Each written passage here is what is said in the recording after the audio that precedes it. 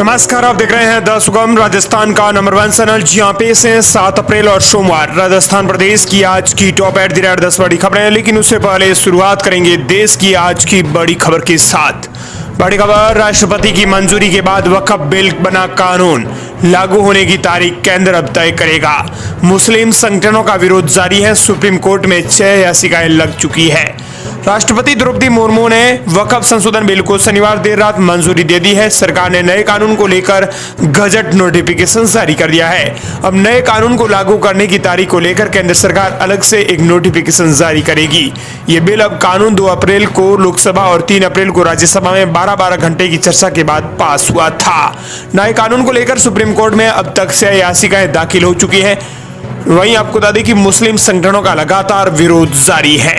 चलिए बात कर लेते हैं राजस्थान प्रदेश की आज की बड़ी खबरों की और शुरुआत करते हैं राजस्थान प्रदेश की आज की पहली बड़ी खबर के साथ। बड़ी खबर, गुड न्यूज, लाडू प्रोत्साहन योजना में बड़ा बदलाव, सेविंग बॉन्ड की राशि बढ़ाई गई। राजस्थान सरकार ने लाडू प्रोत्साहन योजना में बड़ा बदलाव करते हुए सेविंग बॉन्ड की राशि 1 लाख रुपए से बढ़ाकर 1.5 लाख रुपए कर दी है। पात्र बेटियों और महिलाओं को इसका लाभ मिलना शुरू हो गया है। इसके अलावा आंगनबाड़ी केंद्रों में अति कुपोषित बच्चों को प्रदान किए जाने वाले दूध की मात्रा को भी 15 से बढ़ाकर 25 ग्राम प्रति पैकेट कर दिया है। अगली बड़ी खबर, ग्रामीणों को मिलेगी बड़ी राहत, कई गांवों में अब लगेगा 4G नेटवर्क, 28 टावर की मिली मंजूरी।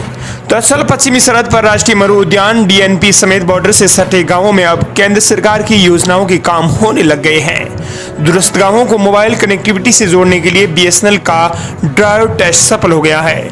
BSF की BOP को नेटवर्क से जोड़ने के लिए टावर तैयार हो गए हैं। गडरा रोड ब्लॉक में BSNL के 2 टावर शुरू कर दिए गए हैं। दरअसल आपको बता दें कि सरकार ने पहला 1925 में नोटिफिकेशन जारी कर इस क्षेत्र को मरु उद्यान घोषित किया था। बाड़मेर और जैसलमेर के 98 गांव मूलभूत सुविधाओं के लिए तरस रहे थे। अब सरकार ने हर घर जल कनेक्शन जोड़ने की योजना के बाद मोबाइल टावर लगाने की अनुमति दे दी है।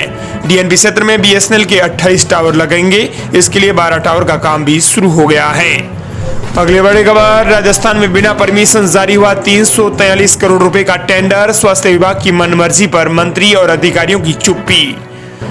दरअसल Rajasthan medical service corporation limited ने बिना सरकार की मंजूरी और बिना बजट के प्रावधानों के करोड़ों रुपए का टेंडर करके वर्क ऑर्डर भी जारी कर दिया है। ये टेंडर प्रदेश के तमाम सरकारी हॉस्पिटल में लगे बायोमेडिकल उपकरणों की रिपेयरिंग और मेंटेनेंस से जुड़ा हुआ है।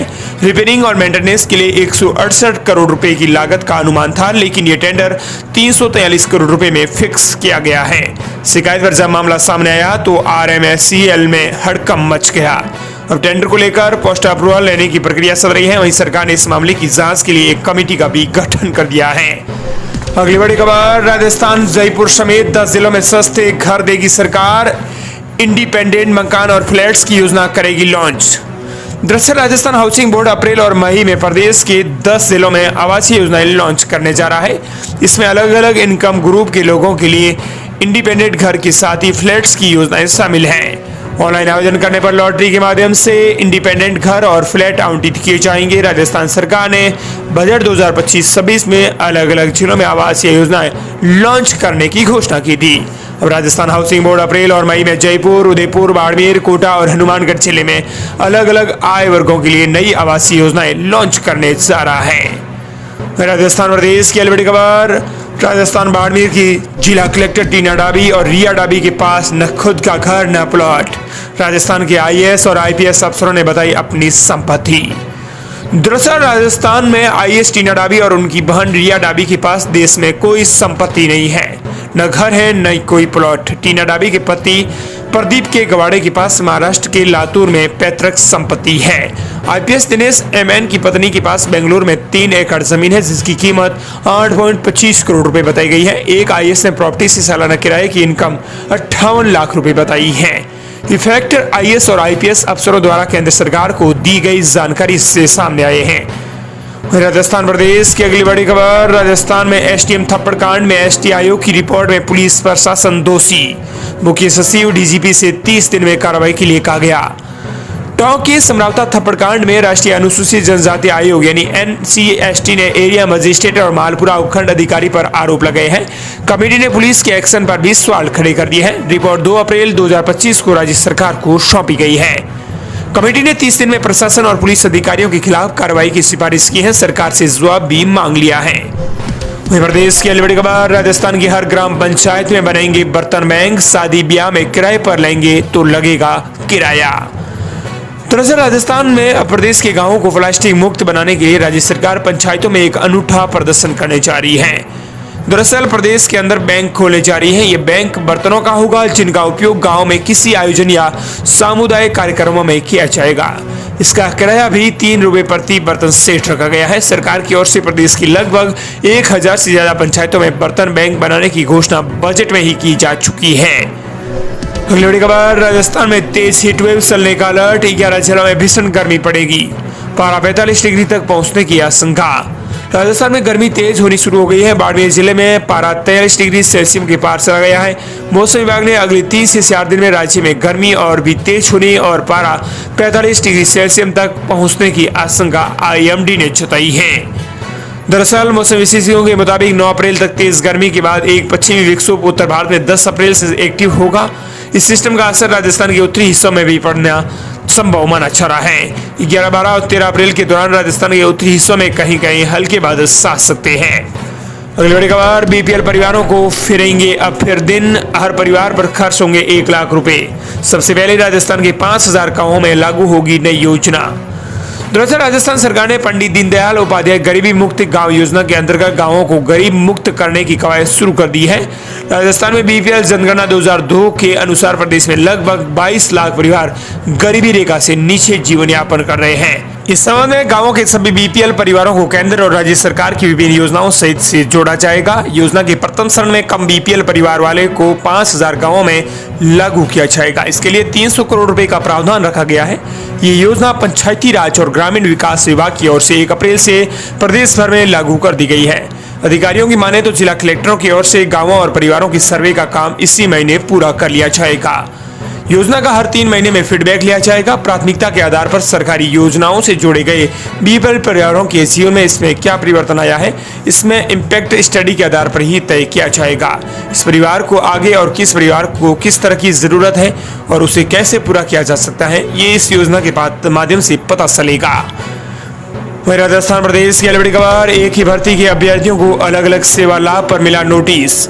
हाईकोर्ट ने एक ही भर्ती में अभ्यर्थियों को सेवा लाभ के अलग अलग मापदंड अपनाने पर माध्यमिक शिक्षा विभाग सहित अन्य को नोटिस जारी कर जवाब तलब किया है। याचिकाकर्ता के पर आपको बता दें कि 33 श्रेणी अध्यापक भर्ती 2016 के तहत सफल अभ्यर्थियों को विभाग ने 2018 में नियुक्तियां दे दी थी, लेकिन उस समय विभाग ने वेटिंग लिस्ट नहीं निकाली थी। हाईकोर्ट के आदेश से विभाग ने वेटिंग लिस्ट निकाली तो कई विषयों की खाली पदों पर शेष चयनित अभ्यर्थियों को 2022 में नियुक्तियां दी गई।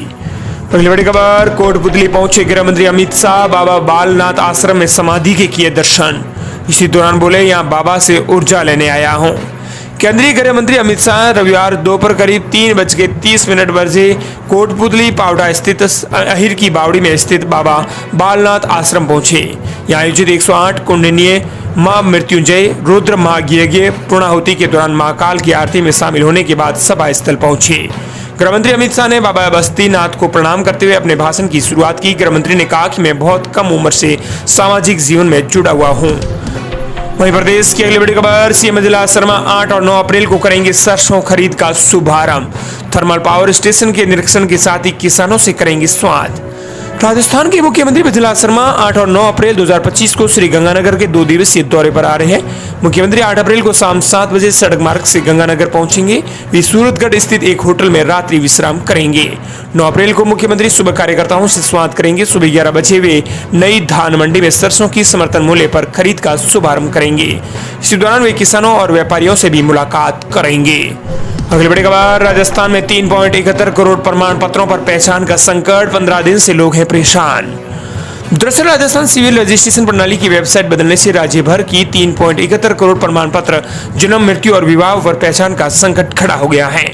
प्रमाण पत्र पर लगे QR कोड स्कैन नहीं होने से आवेदन खारिज हो रहे हैं। ऐसे में आधार कार्ड अटक रहे हैं और सत्यापन भी अटक गए हैं। पिछले 15 दिन से लोग आधार कार्ड, अपार ID और पासपोर्ट बनवाने से लेकर सरनेम बदलवाने के लिए परेशान हो रहे हैं। राजस्थान प्रदेश की अगली बड़ी खबर, 10 और 14 और 18 अप्रैल को सार्वजनिक अवकाश की घोषणा, बंद रहेंगे स्कूल, कॉलेज और बैंक।